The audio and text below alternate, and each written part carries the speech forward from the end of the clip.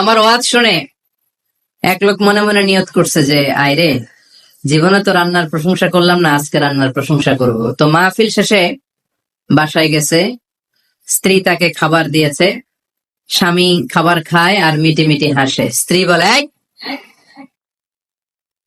মাহফিল শুনে আসছো, রাত বাজে 12টা, খাচ্ছ ভালো কথা, হাসো কেন? তো স্বামী বলে, হাসি এর কারণ হচ্ছে তোমার রান্নাটা আজকে এত মজা হয়েছে না জীবনে, আজকে বাড়াই বাড়াই কইতেছে, তো জীবনে